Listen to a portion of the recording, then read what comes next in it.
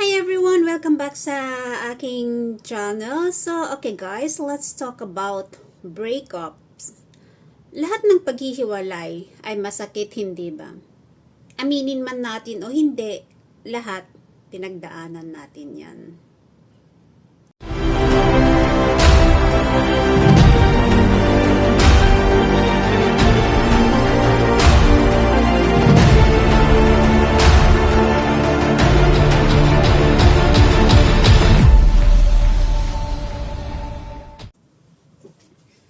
So, okay guys, let's talk about breakup. Breaking up with someone you love is not easy. It is always painful, right? Agree ba kayo? Napakasakit makipaghiwalay or hiwalayan ng ating minamahal sa buhay. Pero bago natin ipagpatuloy, meron muna akong advice sa mga nagbabalak na makipaghiwalay sa kanilang girlfriend or boyfriend or partner sa buhay, lalo sa mga lalaki. If possible, kung you have plan na makipaghiwalay sa iyong girlfriend or partner, mag-usap kayo in a private place. Kasi sobrang sakit yan, lalo sa mga babae. Alam naman natin na yung mga babae is talaga napaka-emotional sila. So, advice ko is makipaghiwalay ka in a private place para kahit umiyak yung partner mo, kahit anong gawin niya, is kayong dalawa lang yung andoon, walang iba at hindi siya mapapahiya.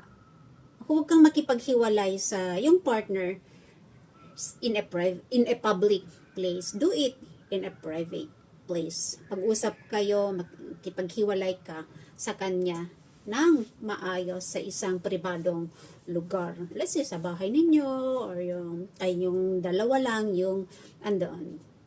Kasi hindi talaga maiwasan yung iiyak ka. Pero para sa akin is, it's normal yan kasi nasasaktan na. It's okay.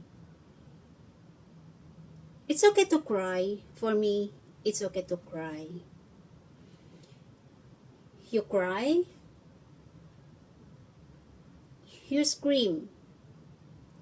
Gawin mo yan as long as wala kang nasasaktan na iba or hindi mo sasaktan yung sarili mo. Let your emotions, release your emotions, sabi nga nila. This can actually make you feel better, hindi ba? Pero tulad nga ng sabi ko, kung maari, gawin mo in a private place, hindi sa public place, para hindi ka pagtawanan or hindi ka husgahan ng mga makakakita sa'yo. And of course, after you cry, the best things to do is cut all contacts ng iyong ex, kasi there's no reason for you to keep yung contacts niya, hindi ba? Kasi nga naghiwalay kayo. So ito yung pinaka mabisang tulong sa iyo para mag-move on ka.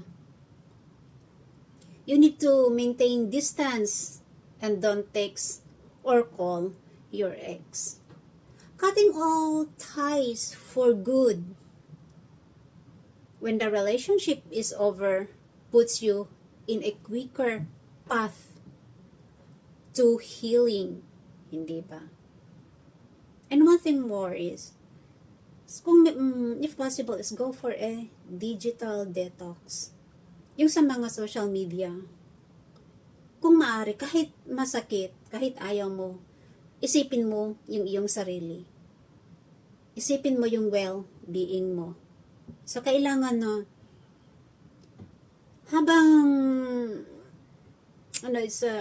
i-block mo muna siya para makatulong ito sa iyong pag-move on, sa iyong paglimot sa kanya. Kasi kung lagi mo siyang nakikita sa Messenger or sa TikTok or sa whatever or sa Facebook, lagi mo siyang nakikita, lalo kang nasasaktan, lalo kang masasaktan.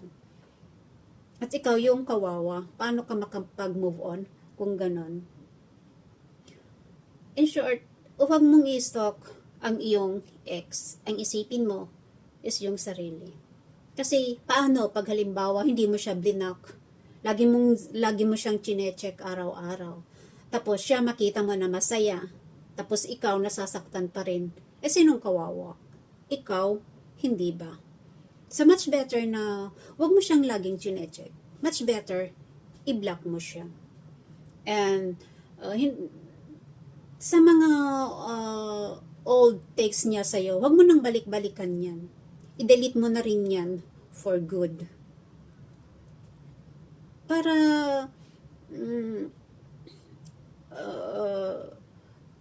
yung para madali mo siyang makalimutan, kailangan na i-delete mo lahat ng memories niya. Lalo sa mga pictures. Kahit ayaw mo, kahit yung mga pictures na yan na andyan sa'yo, yung mga in-upload mo sa Facebook, is mga pictures ninyo ng anniversary or special occasions na kailangan na i-delete mo yan para madali yung pag-move on. Hindi ba? Sometimes siguro hindi maiwasan na may mga times talaga na magpa-pop up yung ex mo sa iyong memories, sa iyong isipan, na bigla-bigla na lang siyang pumasok sa iyong isipan. Normal yan, hindi ba? Yung kahit hindi mo siya iniisip tapos bigla-bigla mo siyang maalala is okay, just smile. But let the memory go. At isipin mo na wala na kayo. Naghiwalay na kayo. So, wala nang reason na itatago mo pa rin yung mga memories mo. Yung dalawa. Lalo kung halimbawa, siya is masaya na meron na siyang bago. Hindi ba? So, kailangan na lahat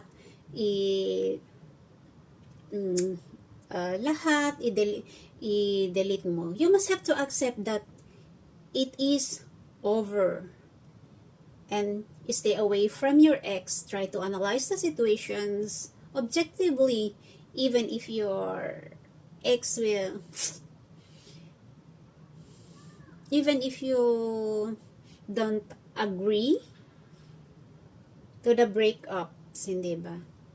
Stop thinking about your ex, because thinking about your ex will only cause you more pain. Agree?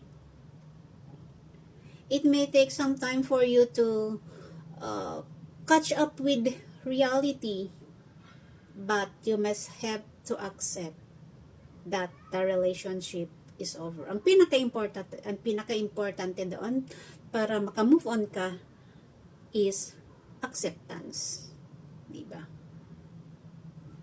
And huwag kang maging in denial na baka mamaya.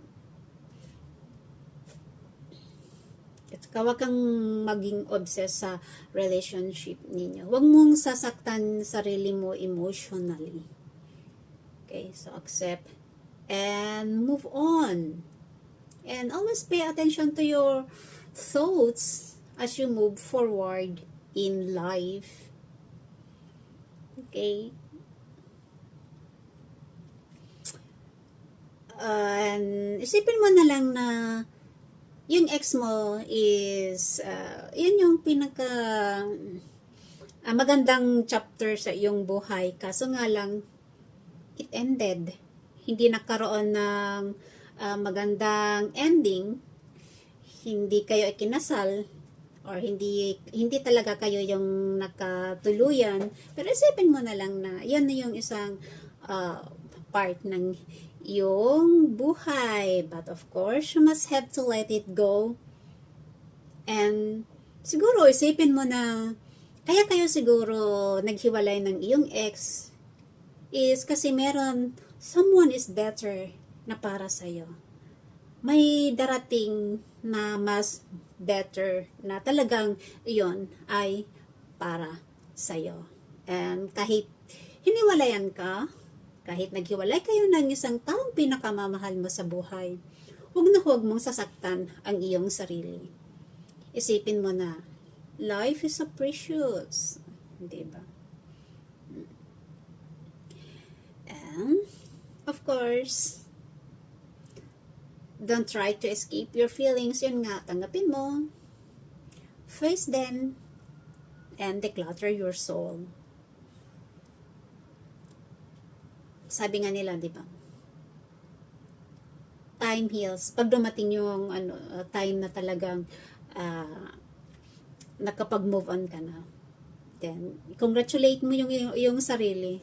Pero habang you are in pain pa is try to focus on yourself, makipagbanding ka sa iyong mga friends, sa iyong family, or sa yung mga loved ones mo sa iyong buhay. Kasi, and try to open up your feelings, your pain sa isang tao na talagang trusted mo. Kasi pag sinasabi natin ang ating nararamdaman, makakatulong yan. Huwag nating kikimkimin.